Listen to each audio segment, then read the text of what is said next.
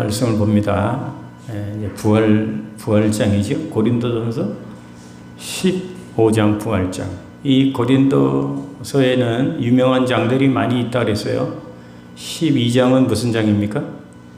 고린도전서 12장은 은사장, 고린도전서 13장은 사랑장, 고린도전서 15장은 부활장. 부활절 때 많이 목사님들이 설교하는 것이 고린도전서 15장 부활장이기 때문에 그렇습니다. 자, 지난번에 이 부활장에 들어오면서 바울은 부활이 역사적인 사실이다라고 하는 것을 증거하기 위해서 세 가지 증거를 제시했죠. 세 가지가 뭡니까? 첫째는 예수 부활의 그 역사적인 증거는 예수 부활이 성경대로 이루어졌기 때문이라는 거예요. 그죠? 어느 날 갑자기 이렇게 우연이 된 것이 아니고 성경의 예언대로, 예수님의 부활이 성경의 예언대로 이게 성취가 된 사건이다.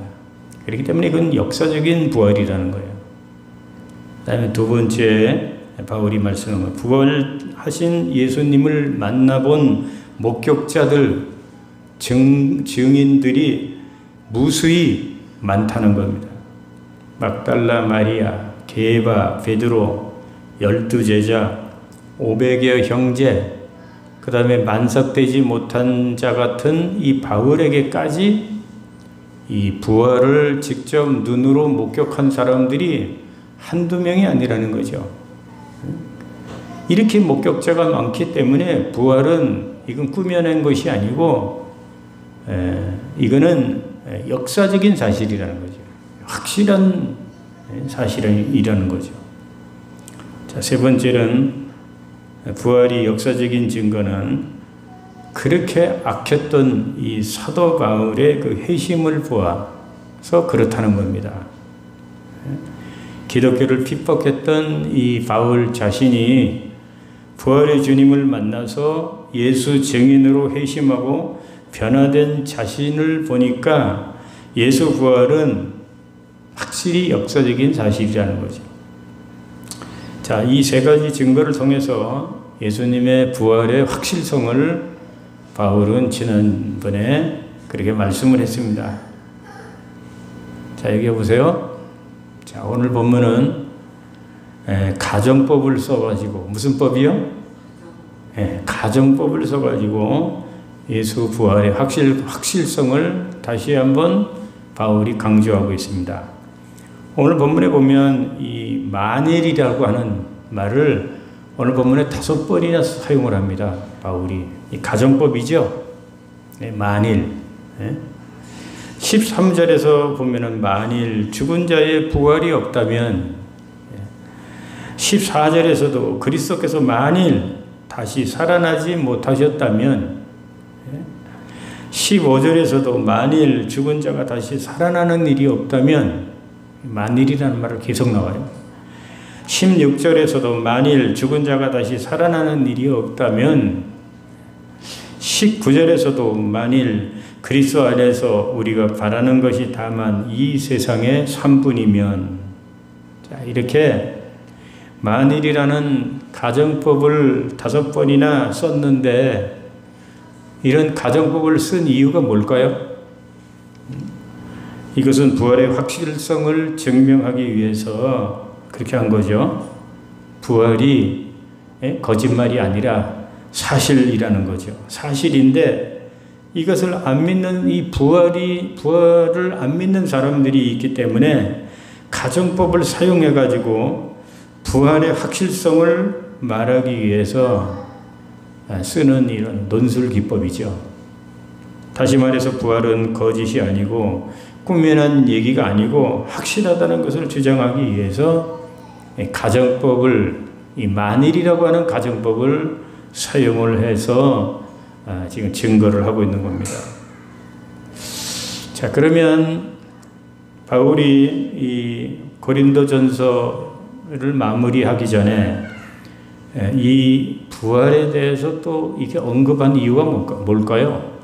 부활에 대한 것을 언급한 것은 고린도 교인들 중에 부활을 안 믿는 사람들이 일부 교인들이었지만 부활을 안 믿는 성도들이 있었기 때문이에요. 자, 12절을 한번 보겠습니다. 12절에 보면 나옵니다. 12절. 시작.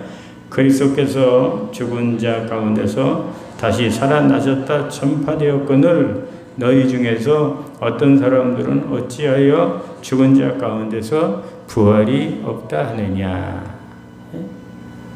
예수 그리스도께서 죽은 자 가운데서 살아나셨다고 이렇게 전파가 되었거늘 너희 중에서 어떤 사람들은 어찌하여 죽은 자 가운데서 부활이 없다 하느냐. 부활을 안 믿는 사람들이 있었다는 거예요.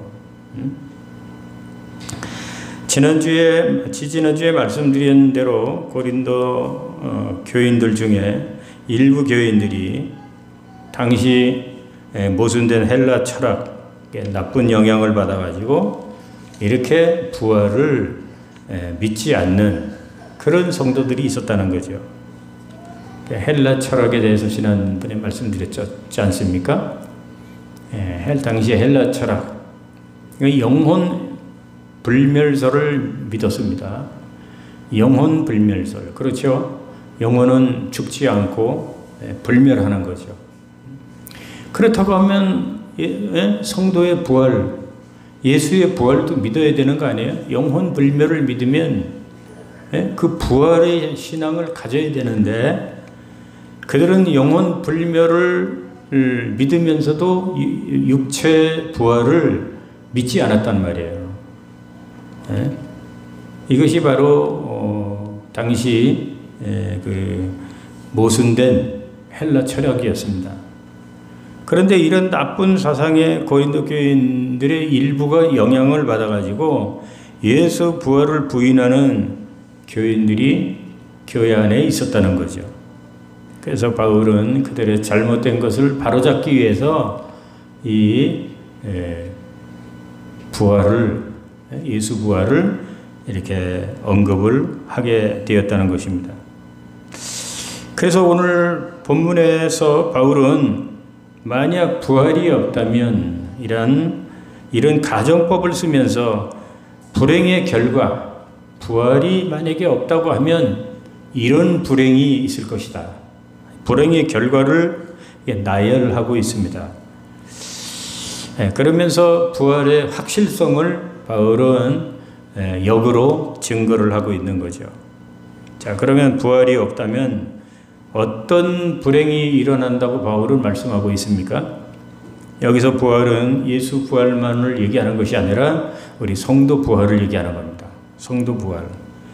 자, 오늘날도 부활을 믿지 않는 사람들 있죠. 근데 부활을 믿으면서도 또 육체 부활을 안 믿는 분들도 있어요. 그럼 그건 이단입니다. 이단에 해당하는 그 잘못된 신앙이죠. 옛날에 우리 교회 이춘석 목사님도 이렇게 육체 부활을 누가 믿느냐고 이렇게 새벽 예배 때 설교를 하시더라고요. 그래서 제가 손을 들고 목사님 그거는 잘못된 말씀입니다. 그건 이단교리입니다. 왜 육체 부활이 없습니까? 우리는 몸이 다시 사는 것과 신앙 고백에서 고백하잖아요. 몸이 다시 사는 것과 우리 육체 부활을 자, 그런 것은 이단교리입니다. 그래서 이춘정 목사님이 그것 때문에 우리 교회를 나가게 되죠. 자, 그러면 성도의 육체 부활이 없다면 자, 어떤 불행한 일이 일어난다고 바울은 말씀하고 있을까요? 오늘 그것을 본문은 쫙 나열하고 있습니다. 우리가 많이 듣던 말씀인데요. 쭉 한번 보겠습니다. 첫째는 성도의 부활이 없다면 첫째는 그리스도 다시 사는 일이 없었을 것이라는 거예요. 13절 봅시다. 13절 보겠습니다. 시작. 만일 죽은 자의 부활이 없으면 그리스도도 다시 살아나지 못하셨으리라. 15절 중간에 봅시다. 15절 중간 만일 시작. 만일 죽은 자가 다시 살아나는 일이 없으면 하나님이 그리스도를 다시 살리지 아니하셨느니라. 또 있습니다. 16절 시작. 만일 죽은 자가 다시 살아나는 일이 없으면 그리스도도 다시 살아나는 일이 없었을 터이요. 자, 이 말씀을 보면 주님께서 부활을 왜 하셨습니까? 하나님이 예수님을 왜 부활하게 하셨습니까? 우리 성도에게 뭐가 있기 때문에요? 부활이 있기 때문이라는 거죠. 성도의 부활이 있기 때문에 그것을 우리에게 확실하게 알려주기 위해서 하나님은 예수 그리스도가 부활하도록, 그래서 부활의 샘플이 되고 첫 열매가 되게 하기 위해서 예수님을 이렇게 부활하게 하셨다는 거예요. 만약에 예수님이 부활하지 아니하셨다고 하면 우리 성도의 부활이 어떻게 됐겠어요? 희미하겠죠. 성도의 부활이 희미하겠죠. 그런데 예수님의 부활로 인하여 우리 성도의 부활이 너무나 확실해졌어요. 너무나. 그리고 성경은 그거에 대해서 말씀하고 있습니다. 그죠? 예수님은 잠자는 자의 첫 열매. 잠자는 자는 죽은 자를 얘기하는 거죠. 죽은 자의 첫 열매. 그러니까 예수님이 부활한 것처럼 모든 성도들도 다 부활한다고 하는 그런 말씀이잖아요. 그렇기 때문에 예수님의 부활은 굉장한 거죠. 굉장히 중요한 거죠. 예수님이 부활하심으로 인해서 우리 성도의 부활이 확실하게 되었으니까. 그래서 이 예수님의 부활이 엄청 중요한 거다. 엄청. 그런데 예수님의 부활이 된 것은 여러 가지 의미가 있겠지만은 우리 무엇보다도 성도에게 부활이 있기 때문에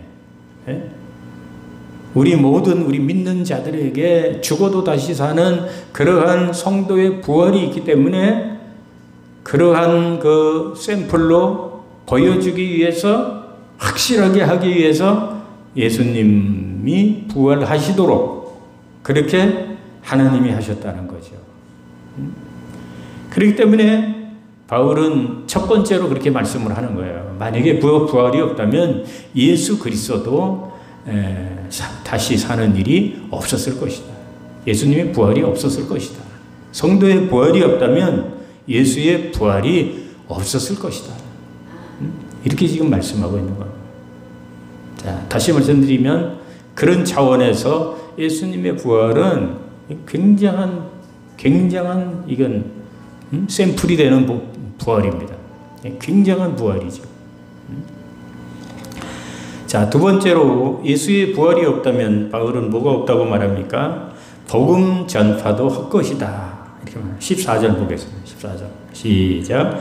그리스도께서 만일 다시 살아나지 못하셨으면 우리가 전파하는 것도 헛것이요.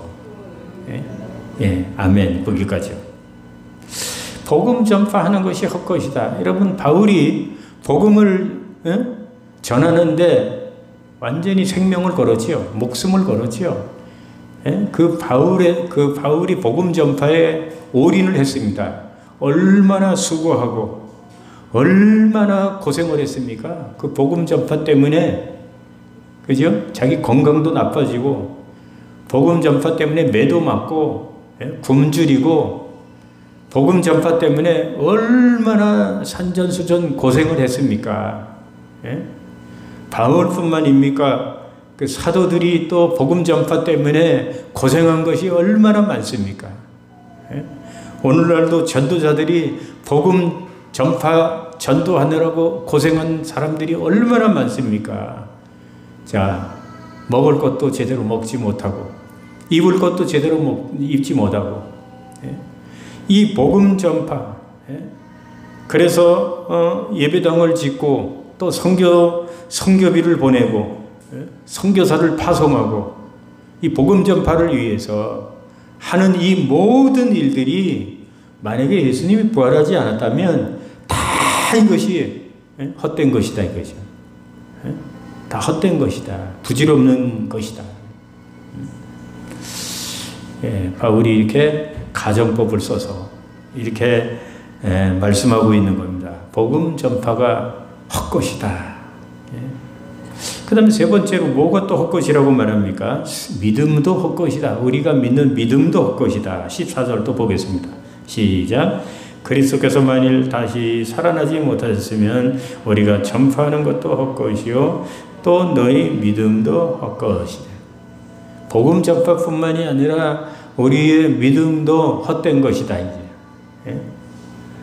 여러분 우리의 믿음이 얼마나 중요합니까? 믿음 생활을 하지 못하는 자들, 믿음을 갖지 못하는 자들, 믿고 싶어도 믿지 못하는 자들, 이런 자들을 보면 우리가 알 수 있지 않습니까?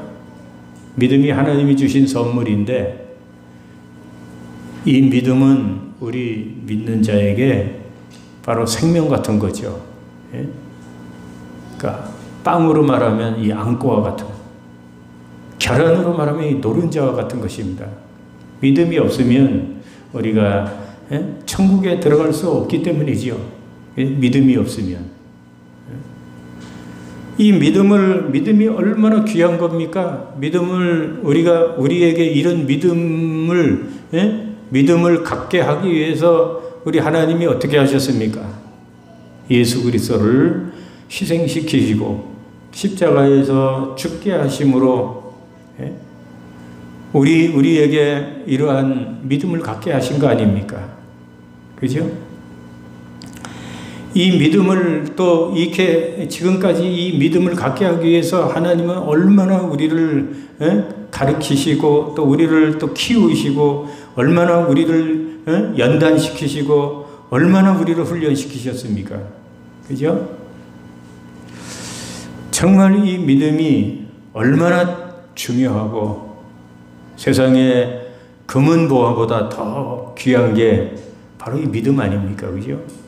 성도는 이 믿음을 가지고 세상을 이기고 이 믿음을 가지고 살다가 이 믿음으로 구원을 받아서 천국에 갑니다. 이 생명과 같은 게 바로 믿음이죠. 우리 성도에게 믿음 빼면은 세상 말로 이건 시체 아닙니까? 그런데 이렇게 중요한 믿음도 이렇게 귀한 믿음도 만약에 우리 성도의 부활이 없다면 이 믿음도 소용이 없는 것이다. 이 믿음도 헛것이라는 거죠.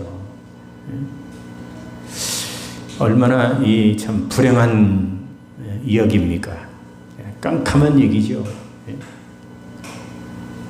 우리가 이 믿음을 지키느라고 먹을 것도 안 먹고 또 우리가 할 것도 못하고 얼마나 많은 절제를 해야 되고 이 믿음을 지키기 위해서 얼마나 우리가 싸워야 되고 그죠? 얼마나 우리가 기도를 하고 얼마나 우리가 성경을 보고 얼마나 우리가 노력을 합니까? 이 믿음을 지키기 위해서. 차라리 돈을 잃을지언정 그죠? 우리가 믿음을 잃어서는 안 되잖아요. 그런데 우리에게 부활이 없다면 이 엄청난 이 믿음도 소용이 없다는 거예요. 만약에 부활이 없다면. 부활이 얼마나 중요하다는 겁니까? 자, 네 번째 또 뭐라고 바울은 말합니까? 부활이 없다면, 만일 부활이 없다면 거짓 증인이 된다. 15절 보겠습니다. 시작. 또 우리가 하나님의 거짓 증인으로 발견되리니. 거짓 증인이 된다는 말이 무슨 말이에요? 거짓말쟁이라는 거짓말쟁이. 그래서 부활이 없다면 예수 믿으라고 하는 우리의 전도, 우리의 복음 전파 이런 모든 것이 다 헛것이라는 거죠. 헛것인 것뿐만이 아니라 이렇게 전도하는 또 복음을 전하는 우리 예수 믿는 사람들 모두가 다 거짓 증인이 되는 최고의 사기극이라는 거죠. 사기극. 전 세계를 상대로 한. 그래서 우리 믿는 사람들이 지옥 아랫목에 가야 돼요. 지옥 아랫목에. 우리가 하는 모든 예수 믿으세요. 예수 믿으면 구원받고 천당 갑니다. 지옥에 안 갑니다. 예수 잘 믿으면 복 받습니다. 예수 믿으세요. 예수 믿으면 좋은 일 생깁니다. 기적이 일어납니다. 기도하면 기적이 일어납니다. 이런 모든 것이 다 거짓말이에요. 다 거짓말이라는 거죠. 네. 그러니 여러분 부활이 없다면 엄청난 불행이 온다는 거예요. 엄청난 거예요. 다섯 번째는 뭘까요? 만약에 부활이 없다면 우리가 여전히 죄 가운데 있다는 겁니다. 17절에 보겠습니다. 시작. 그리스도께서 다시 살아나신 일이 없으면 너희의 믿음도 헛되고 너희가 여전히 죄 가운데 있을 것이요. 여전히 죄 가운데. 여러분, 우리 성도의 행복 중에 최고의 행복이 뭘까요? 성도의 행복, 그건 바로 제사함 받은 일이죠. 이것에 대해서 다윗이 그 행복론을 그렇게 말을 했잖아요. 하나님에게 제사함 받은 자, 행복자로다. 그러면서 다윗이 그 행복론을 그렇게 노래했습니다. 우리 예수 믿는 사람들이 뭐니 해도 가장 행복하고 가장 감사하고 가장 즐거운 것은 바로 우리의 죄 문제가 해결되고 우리가 제사함을 받고 우리가 죄를 용서함 받았다는 거죠. 여러분, 이것이 돈으로 되는 일입니까? 제사함 받는 게? 옛날에 그래서 부흥사가 저 부흥회 때 설교하면서 너희 저 속을 깨끗하게 씻으라고 회개하고 그래서 제사함을 받으라고 그랬더니 어떤 성도가 속을 깨끗이 닦으라고 했더니 집에 가서 빨래비누를 그냥 삼켜버렸대잖아요. 왜 빨래비누를 삼켰냐 그랬더니 부흥사 목사님이 속을 깨끗이 하라고 그래서 빨래비누를 삼켜버렸대잖아요. 여러분, 벌써 빨래비누를 삼킨다고 해서 우리의 죄가 사해집니까? 우리가 억만금을 드린다고 해서 우리 죄 용서를 받을 수가 있는 방법이 있습니까? 세상에? 없지요. 어떤 방법도 없지요. 예수님을 통해서 예수님이 그 희생하신 그 희생을 통해서 우리가 믿음으로 또 회개로 또 우리가 제사함을 받은 거 아니겠습니까? 이게 얼마나 큰 행복이고 얼마나 우리가 감사한 일입니까? 우리가 평안하게 사는 것은 환난 중에도 우리가 괴로움 중에도 마음을 평안하게 할 수 있는 것이 우리가 제사함을 받았기 때문이 아닙니까?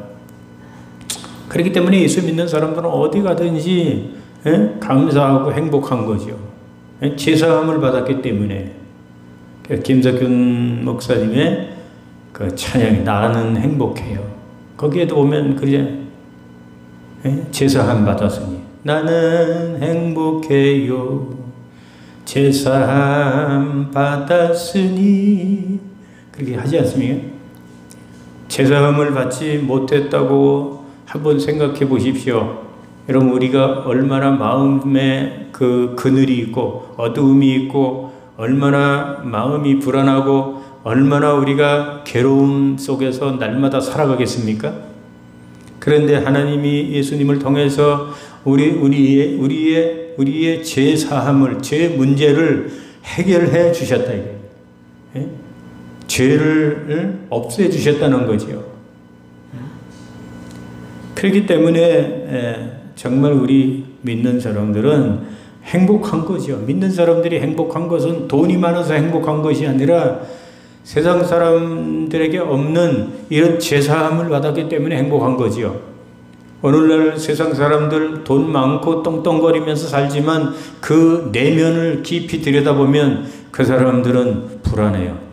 그 사람들은 근심이 많고 항상 어두움 속에서 무거운 짐을 진 사람처럼 그렇게 인생을 무겁게 살아가고 있습니다. 그것을 안을 자세히 들여다보면 왜 그러냐 하면 그 사람들은 죄사함을 받지 못했기 때문에 그래요. 죄사함을.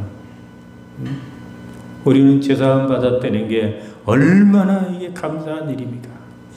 죄사함 받지 못하면 우리가 구원받지 못하고 우리가 천국 갈 수 없다는 거 아니에요. 우리가 돈을 하나님 앞에 많이 주고 죄사함을 받은 거 아니잖아요. 하나님에게 그냥 은혜로 받은, 공짜로 은혜로 받은 이 하나님의 이게 은혜입니다. 그러니 얼마나 감사합니까? 그런데 이렇게 죄사함 받은 것도 예수님이 부활하지 아니하고 우리 성도에게 부활이 없다면 이것도 헛것이 되어서 우리 너희들은 여전히 죄 가운데 있을 것이다. 여전히 예수를 믿어도 예수님이 부활하지 않으시고 우리에게 부활이 없다면 여전히 죄 가운데 있을 것이다. 우리는 물론 죄인이지요. 죄인이지만 근본적인 죄는 이렇게 하나님 앞에 용서를 받은 거 아닙니까? 그런데 성도에게 부활이 없다면 우리가 여전히 죄 가운데 있을 것이라고 바울은 이렇게 말을 하고 있습니다. 일단 여섯 번째로 부활이 없다면 뭐라고 또 말합니까? 바울은 그리스도를 믿고 죽어도 예수 그리스도를 믿고 죽을지라도 망하게 된다. 이렇게 말씀하고 있습니다. 18절에 시작. 또한 그리스도 안에서 잠자는 자도 망하였으리니. 그리스도 안에서, 예수 안에서죠. 예수 안에서 믿음으로 사는 사람을 얘기하는 거죠. 그리스도 안에서, 예수 안에서 믿음을 가지고 살다가 잠자는 자는 죽은 자를 말하죠. 예수를 믿고 예수 안에서 믿음을 가지고 살다가 죽을지라도, 그런 말이죠. 그럴지라도 예수님이 부활하지 않았다고 하면, 성도의 부활이 없다면 그 사람도 망하였으리다. 여기 망했다는 것은 지옥에 간다는 거예요. 지옥에. 아무리 예수를 잘 믿었다 할지라도, 아무리 그리스도 예수 안에서 믿음으로 살았다 할지라도, 그렇게 살다가 죽었을지라도 성도에게 부활이 없다면 그 사람 구원받지 못하고 망해서 지옥에 갔을 것이라는 거예요. 부활이 없다면. 참, 그러니 여러분, 부활이 얼마나 중요합니까? 부활이. 그죠? 우리 성도에게 이 부활 신앙이 얼마나 이게 중요합니까? 자, 마지막입니다. 바울은 또 뭐라고 말합니까? 부활이 없다면, 믿는 자에게 부활이 없다면 예수 믿는 사람이 세상에서 제일 불쌍한 자가 될 것이다. 19절 보겠습니다. 시작. 만일 그리스도 안에서 우리가 바라는 것이 다만 이 세상의 삶뿐이면 모든 사람 가운데 우리가 더욱 불쌍한 자이리라. 그렇죠? 예수 믿으면 구원받는 줄 알고 제사함 받고 또 예수를 위해서 살고 헌신하면서 또 복음 전파하면서 그렇게 죽을 동 살동 예수님에게 올인을 해가지고 살았는데, 예수 부활이 없으면 우리가 구원받지도 못하고 지옥에 갈 건데, 그렇다고 하면 예수 믿는다고 해서 예배 드린다고 해서 시간 뺏기고 어디 놀러 가지도 못하고 절제하고 이렇게 살았던 이 예수 믿는 예수쟁이들이 세상에서 가장 불쌍한 자가 될 것이라니. 그렇지 않습니까? 그죠? 만약에 부활이 없다면, 하나님이 없다면, 우리에게 구원이 없다면, 우리에게 천당 지옥이 없다면 예수 믿는 사람들 이렇게 나와서 시간 들여가지고 하나님 앞에 예배 드리느라고 시간 드리고 또 물질도 드리고 또 갈 때 못 가고 절제하면서 사는 고생하면서 사는 우리 예수 믿는 사람들이 가장 불쌍한 자가 되는 것입니다. 이 말이 맞다면 우리는 차라리 예수 안 믿는 게 낫죠. 그죠? 예수 안 믿는 사람이 가장 불쌍한 사람, 가장 저주받은 사람이겠죠. 결론적으로 이제 말씀을 마칩니다, 여러분. 바울이 말한 이 모든 말씀이 다 맞는 말입니까? 틀리는 말입니까? 예? 만약에 우리 하나님을 믿는 성도들에게 정말 부활이 없다면 그리스도도 부활하지 못했을 것이고 우리 복음 전파도 헛것이고 믿음도 헛것이고 우리는 거짓말쟁이가 되고 여전히 죄 가운데 있고 예수님 믿고 죽어도 망해서 지옥에 가고 예수 믿는 사람이 가장 불쌍한 자가 된다고 하는 이 바울의 말이 맞는 말입니까? 틀리는 말입니까? 네, 맞는 말이죠. 하나도 틀림이 없는 말이에요. 부활이 없다면 이렇게 될 것이다 이거죠. 부활이 없다면 이렇게 불행한 사람들이 될 것이다 이거예요. 예수 믿는 사람들이. 네. 하지만 이 말은 맞는 말이지만 가정을 해서 한 말이죠. 가정을. 만약에 부활이 없다면 그런 불행한 일이 일어날 것이라고 하는 이 가정을 해서 한 말입니다. 하지만 중요한 것은 이 말은 가정에서 한 말이지만 실제로는 그렇지 않다는 거 아닙니까? 그죠? 실제로는 그렇지 않다는 거예요. 실제는 성도 육체 부활이 없는 것이 아니라 반드시 있다는 거죠. 성도의 부활이. 성도의 육체 부활이 반드시 있다는 거죠. 성도의 부활이 있기에 그리스도의 부활도 일어났다는 거죠. 그러므로 예수 부활과 성도 부활은 이건 꾸며낸 것이 아니라 이건 소설이 아니라 이건 조작이 아니라 만들어낸 것이 아니라 이거는 확실한 거라는 거죠. 확실한 것.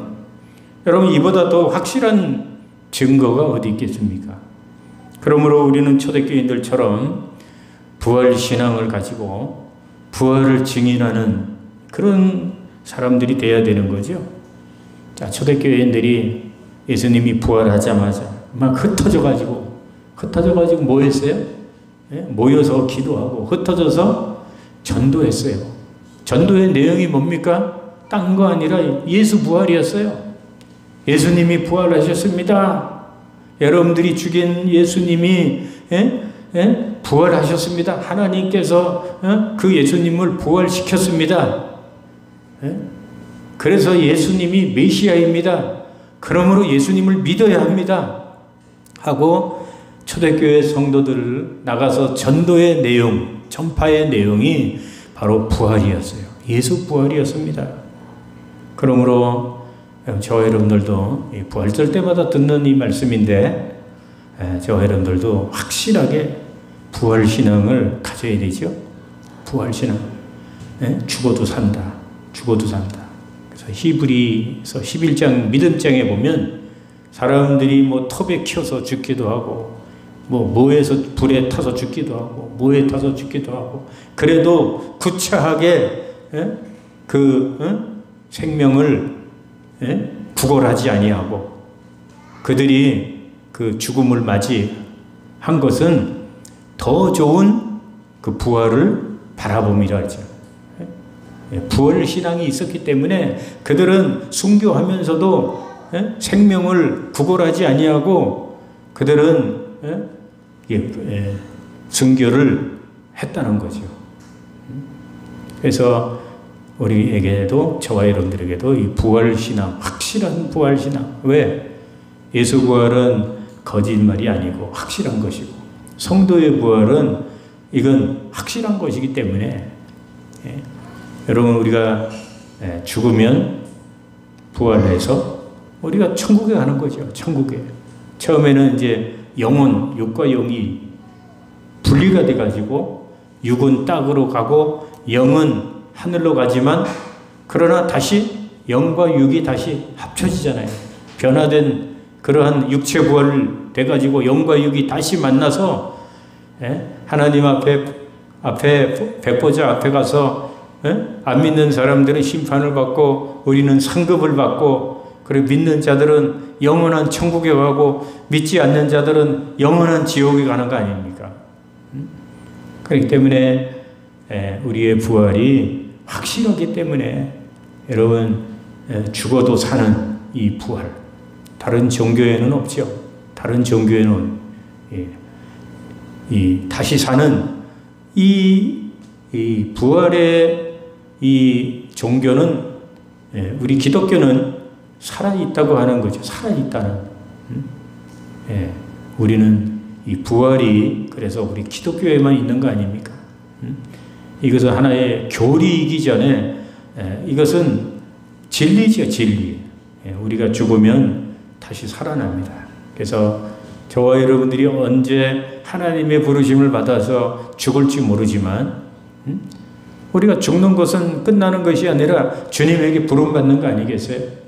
주님이 부르시면 모든 밥숟갈 다 내려놓고, 그죠? 주님이 부르면 가야죠.